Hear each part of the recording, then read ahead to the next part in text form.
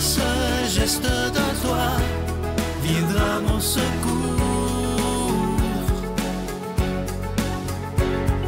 Viens semer dans mon âme le grain de l'amour. Je traverse un désert et je meurs de soif. Montre-moi le mystère qui garde la foi. Bonjour et bienvenue à votre émission La Victoire de l'amour en ce jeudi 24 novembre. On rejoint tout de suite pour sa chronique Simon Lessard et à l'homélie, ce sera l'abbé David Vincent.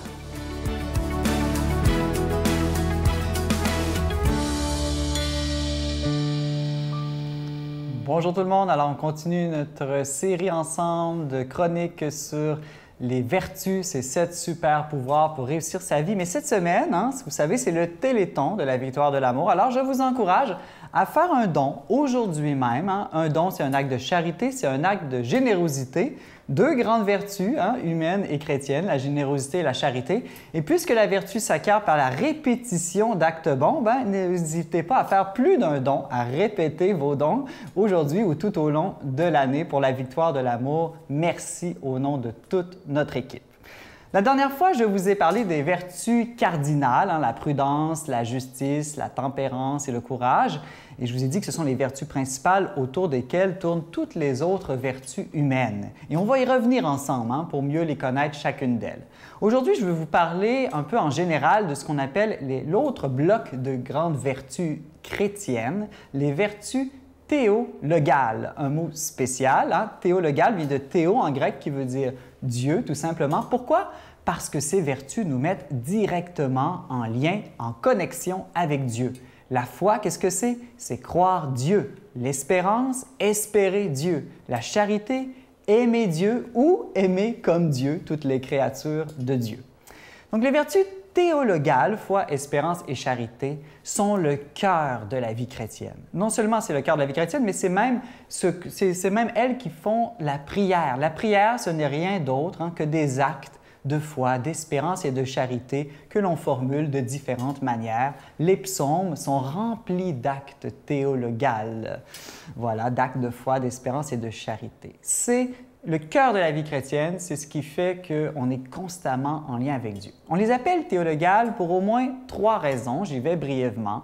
La première, c'est qu'elles nous viennent de Dieu, comme des dons. On ne peut pas les acquérir par nos propres forces. Ce sont toujours des dons de Dieu parce que ces vertus dépassent tout ce que l'être humain peut faire. Personne ne peut croire Dieu par ses propres forces, espérer tout en Dieu par ses propres forces, aimer Dieu par ses propres forces. Il faut donc les demander. On peut, grâce à l'humilité, grâce à la prière, se disposer à bien les recevoir, mais on ne peut pas par nous-mêmes les conquérir. Ce sont toujours des cadeaux. Elles nous viennent de Dieu, voilà pourquoi elles sont théologales.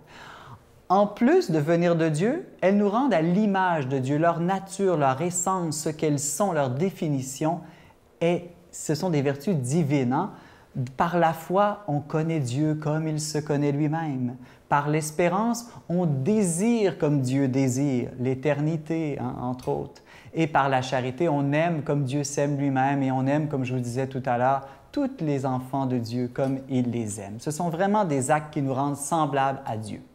Et enfin, elles sont dites théologales, ces 3 vertus, aussi parce qu'elles nous conduisent à Dieu. C'est principalement par la foi, l'espérance et la charité que l'on avance sur le chemin pour la vie éternelle, pour la vie en Dieu, pour l'éternité. Donc, elles sont vraiment, de ce point de vue-là, totalement divines. On peut vraiment dire que ces vertus théologales sont, au meilleur sens, des super pouvoirs. Notre Père qui es aux cieux, que ton nom soit sanctifié, que ton règne vienne, que ta volonté soit faite sur la terre comme au ciel. Donne-nous aujourd'hui notre pain de ce jour. Pardonne-nous nos offenses, comme nous pardonnons aussi à ceux qui nous ont offensés.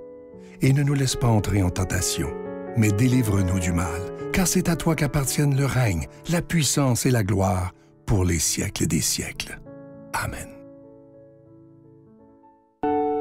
Je continuerai à croire, même si tout le monde perd espoir. Je continuerai à aimer, Même si les autres parlent de haine, je continuerai à construire. Même si les autres détruisent, je continuerai à parler de paix, même au milieu d'une guerre. Je dessinerai des sourires sur des visages en larmes et je tendrai les bras à ceux qui se sentent épuisés. Oui, je continuerai à croire.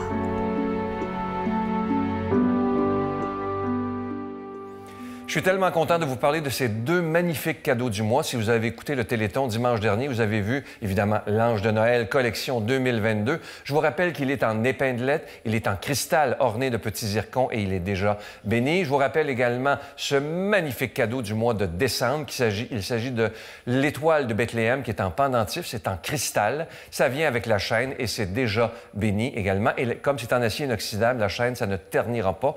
Et c'est une belle façon de faire des beaux cadeaux de Noël à ceux qui nous entourent, des cadeaux qui ont du sens. Alors, je vous rappelle que vous le recevrez avec un don de 25 $ et si vous voulez les deux cadeaux, c'est avec un don de 40 $. Je vous rappelle que nos bureaux sont ouverts cette semaine exceptionnellement. C'est la semaine du Téléthon dès 5h30 le matin jusqu'à 16h30, je vous donne l'adresse. La Victoire de l'Amour, case postale 120, succursale Boucherville à Boucherville, J4B 5E6, je vous la redonne. La Victoire de l'Amour, case postale 120, succursale Boucherville à Boucherville, J4B 5E6. Également par téléphone, par carte de crédit, et dès ce matin à 5h30, dans le 514-523-4433, 523-4433 ou sans frais le 1-888-811-9291, 1-888-811-9291 et aussi sur notre site Internet, le www.lavictoiredelamour.org.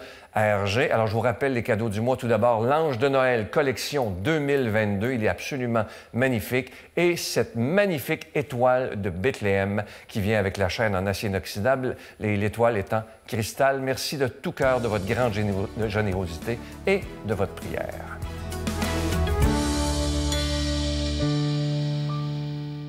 Mon Dieu, donnez-moi la sérénité d'accepter les choses que je ne peux changer, le courage de changer les choses que je peux et la sagesse d'en connaître la différence. Amen.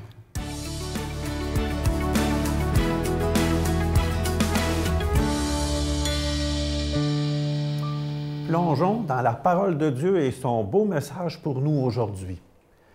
Bonne nouvelle de Jésus-Christ selon saint Luc. Jésus parlait à ses disciples de sa venue. « Lorsque vous verrez Jérusalem encerclée par des armées, sachez alors que sa dévastation est toute proche. Alors ceux qui seront en Judée, qu'ils s'enfuient dans la montagne. Ceux qui seront à l'intérieur de la ville, qu'ils s'en éloignent. Ceux qui seront à la campagne, qu'ils ne rentrent pas en ville, car ce seront des jours où Dieu fera justice pour accomplir toute l'Écriture.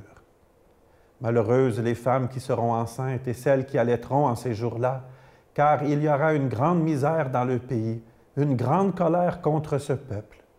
Ils tomberont sous les tranchants de l'épée. Ils seront amenés en captivité chez toutes les nations païennes. Jérusalem sera piétinée par les païens jusqu'à ce que le temps des païens soit achevé.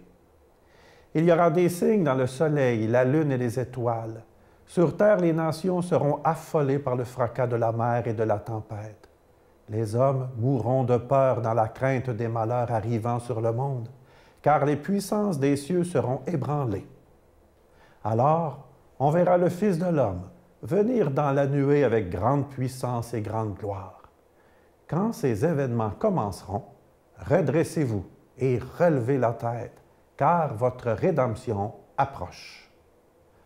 Acclamons la parole de Dieu. Louange à toi, Seigneur Jésus. De tout temps, j'oserais dire, dans toute l'histoire humaine, nous avons toujours, j'ai l'impression, eu peur ou été habités par la fin du monde. Moi, je me souviens, mes arrière-grands-parents qui ont vécu la grande crise des années 30, ils avaient peur que la grande crise revienne à nouveau aussi. Mes grands-parents, eux, qui ont connu pendant les années 40, sous le régime de Duplessis, la peur du communisme, avaient beaucoup peur que le régime communiste envahisse le monde et le domine. Mes parents qui ont connu, j'oserais dire, la guerre froide, avaient peur, eux autres, que la fin du monde arriverait par une guerre nucléaire. Ma génération n'est pas mieux non plus. Ma génération a beaucoup peur aujourd'hui qu'un virus, une pandémie mondiale décimine toute l'humanité. Et les plus jeunes générations qui sont très sensibles à l'environnement ont peur que parce qu'on va tellement abuser de la nature, de la création, que nous allons nous autodétruire. Je ne suis pas en train de dire que ces peurs-là ne sont pas valables, qu'on n'a pas raison justement de faire attention.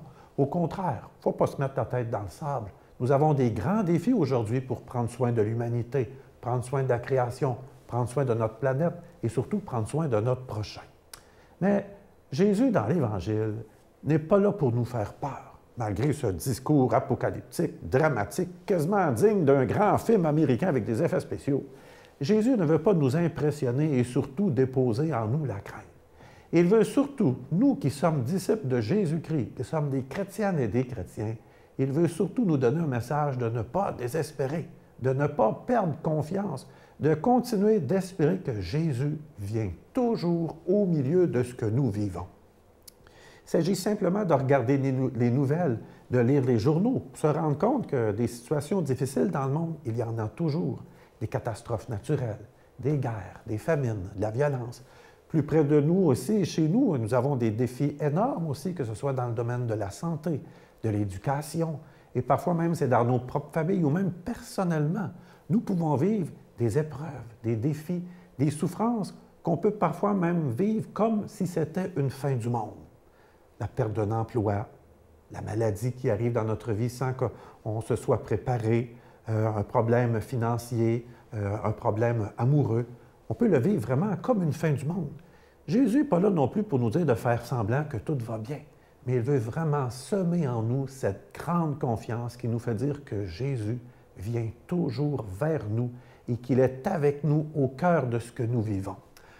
Je me souviens quand j'étais jeune, puis des fois avec nos amis, on se lançait des petits défis. Des fois, un petit peu, peut-être par orgueil, j'allais jusqu'à dire « Je n'ai même pas peur, je suis capable moi aussi ». C'était peut-être un peu naïf, mais peut-être que d'une certaine manière, avec la foi en Jésus-Christ, avec celui qu'on croit qui est avec nous toujours, bien, n'ayons pas peur.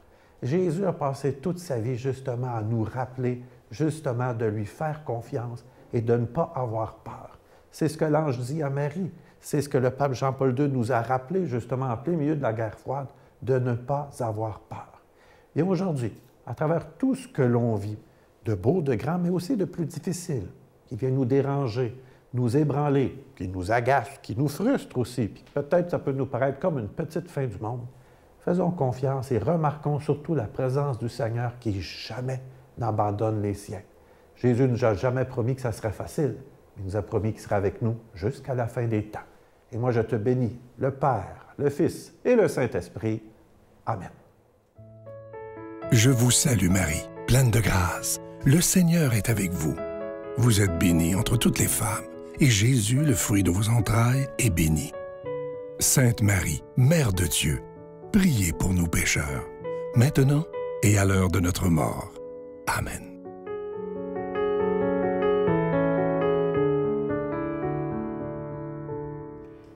Il est écrit « Redressez-vous, levez la tête, car votre rédemption approche ».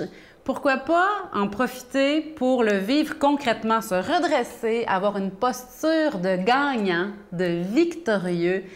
Laisser le Seigneur nous mener, nous guider, nous encourager à nous tenir. Parce que vous le savez, quand on sourit, ça produit l'hormone du bonheur. Bien, quand on se tient droit, ça produit l'hormone de la droiture, j'en suis convaincue. Moi, je pense que quand on se tient droit, ça nous aide à être droit à l'intérieur aussi. Donc, pourquoi pas faire un effort aujourd'hui pour se tenir droit, droit dans la main de Dieu. Bonne journée à chacun. Mes grands-parents m'aimaient trop pour juste quitter comme ça. Mon père, c'est mon meilleur ami encore aujourd'hui, puis j'ai pas l'impression qu'il est très loin. Le Père Noël existe vraiment dans le cœur de tous les enfants. Tant qu'ils seront des milliards à vivre d'amour et d'espoir, nous continuerons à y croire.